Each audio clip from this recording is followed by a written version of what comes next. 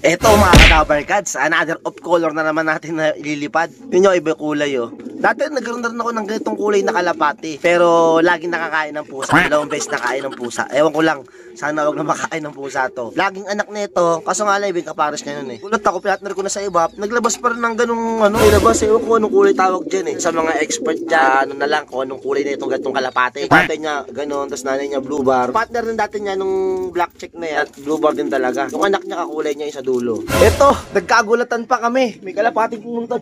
Nagkagulatan talaga. Naputan pa. Pumunta nitong kalapatis, biglang lumipad. Pumunta sa puno. Nandugaw nga sa atin, tapos ito na. Nung tinatawag ko, pumunta sa may puno naman. Ayun no. Ayan. Hindi ko alam kung sinong kalapati to. Oh. Ayun no. May tingin-tingin dito. Ayan, biglang lumipad eh. So ayan. Black check siya. Ito, nag-aalambingan pa mga kalapat natin dito. Ito na, bubungad agad sa inyo. Siyempre, mga droppings agad ng ibon natin. Siyempre, iba talaga pag naka-immune booster. Yan, pang-flashing. Tapos, yung probiotic niya immune booster, yung probotonic. So, ayan, yun yung ginagamit natin. Kaya, gain droppings ng ibon natin. Kaya ito, naiputan tayo kanina. So, ito, pinagbubuksan na natin to para meron silang pepestohan. Kasi nagpaparis-parisan na sila. Medyo lumalayo-layo na. Kailangan natin dagdag motivate. Kaya ayan, para meron silang pepestuhan. So, binuksan ko na rin. Ayun lang update sa mga kalapat natin. At nabawasan tayo ng isa nung Katanawan kay sunong linggo. Natandaan yung meron tayong nagkasakit na kalapat. Tapos sinabol natin ng Katanawan. Hindi na siya, siya lang hindi nakabalik sa kalapati nga natin. At update sa mga pinanrace nga natin. Cut off yung nag-lock sa atin nakaraan. Ito, on and off talaga itong dalawang to eh. Ito, tapos yung isa. Ito. On and off talaga itong mga kalapatin to. Pero ito nag-lock. Ito, bumaba na naman. Ito, bumaba na naman. Nag-install talaga itong camera natin na to eh. Pag ito ginagamit natin dito, hangat talaga ng kuha ng camera. Ayun, ito siya. Yan, siya yan. Sabi ko sa inyo, hindi ko alam kung sinong kalapati ba to.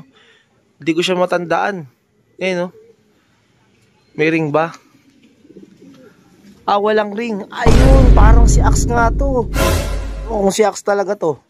Kasi si Axe na binigay natin si Axe sa teacher nga ni Love Girl. Tapos yung kaparis niya nga, si Jansen Stress, na bumalik din dito. Kaso nga lang, noong December 2019 ata yun, pinadala ulit si Jansen Stress dun. Kaya hindi nyo na nakikita dito sa loop natin. Yun siya, yung kalapating to. Doon siya pumunta kanina eh. Nagkagulatan kami. Ngayon, ito. Andito naman siya. Liwanag siya dito, pero pag lumapit na tayo, padilim ng padilim. Ibit natin ng ganito kasi hindi sanay sa ganito to eh. Ayun no. Ito sa may puno. Yun, umalis. Lumipad na.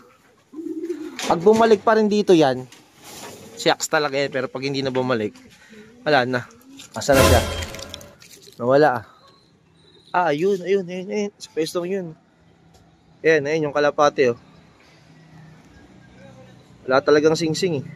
So ito, bago na naman nailipat natin dito, yan bala na sila pagsapalaran. So bali, nasabi ko na kanya, pangatlong beses tayo napagpalabas ng ganitong kulay. At syempre doon pa rin sa tatay nito. So nga lang nakain ng pusa talaga yung nilabas nito, unang nilabas eh.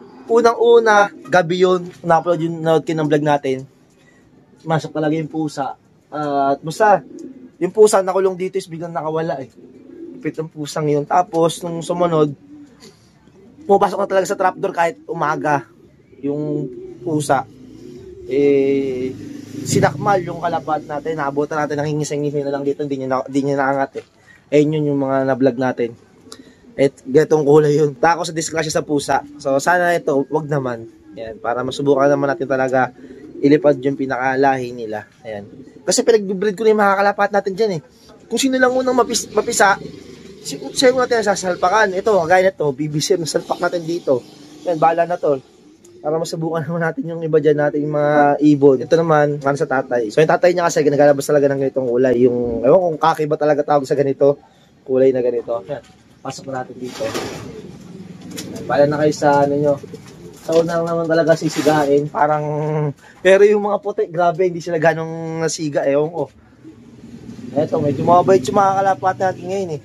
Hindi. Wala pala. Mga susunod na araw, may ipagbakbakan na yan. Pagkalagay natin, yari ngayon, Hindi pa kakain yan ngayon hapon, tapos kinabukasan, hindi pa kakain. Pero mga kinabukasan ng hapon, doon pa lang yan, tutuka-tuka na. Kasi wala talagang saan magsubo sa kanila, sila nilang dalawa. Kaya ayan, mga kadabarkads. Ako po, ayan na. Inumpisa na silang kilalanin ng kanilang mga kuya at ate. So, dito muna sila. Ayan, natin yun. Naka-plastic cover pa yan, ha. Diyan muna kayo, ha. Plastic cover yan. Ayan pa isa. Patid mo. Ito yung dalawang nalagay natin nakaraan. Mga putralax. Kaya naabang na naman ni Boy Dagit dito. Pero sana huwag naman sila magpadagit. So ayun ang update mga kadabarkads sa mga bago nating binali ngayon. Ito, andito sila. Tapos yung sabi ko kayo ng siya natin ng pan-raise na nag-lock. Ito yun. So General Luna Quezon, kung Gen Luna Quezon ba yun? So doon sila binitawan. Friday karga, tapos release Linggo. Ayan, siya yung nag-clock. Yung kasama niya, ito, hindi nag-clock naman. Nakaraan, ito yung nag-clock. Kasi nga, bali, ginagawa ko ngayon, di pa ako nagbibigay talaga ng vitamins talaga sa kanila. Parang sariling lakas nila ginagawa ko, inaayaan ko muna kung sino yung tatagal sa kalapati nga natin. Kasi nakaraan, Katanawan Quezon, 178 kilometers na yun eh.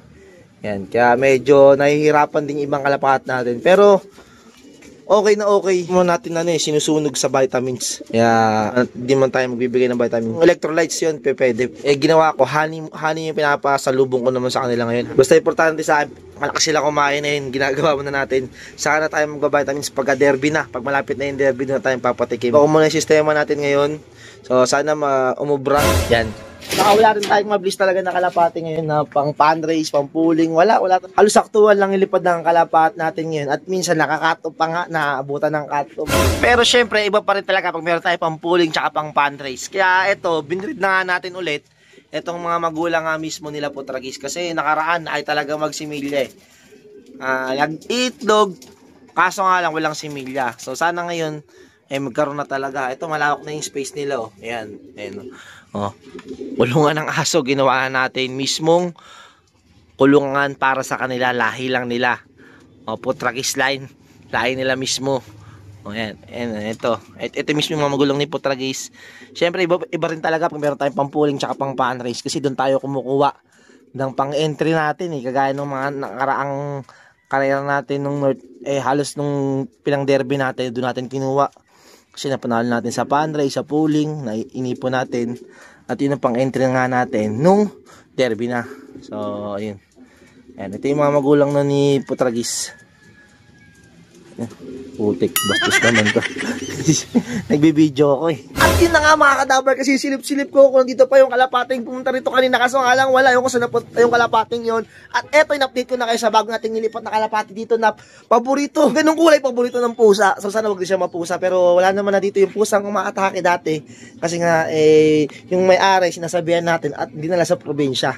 So kaya wala na tayong problema. Ay putik. Problema nga, iniputan pa. Limutan tayo. So ayun lang, dito na video to. Kailangan maligo na ako. Goodbye. Peace.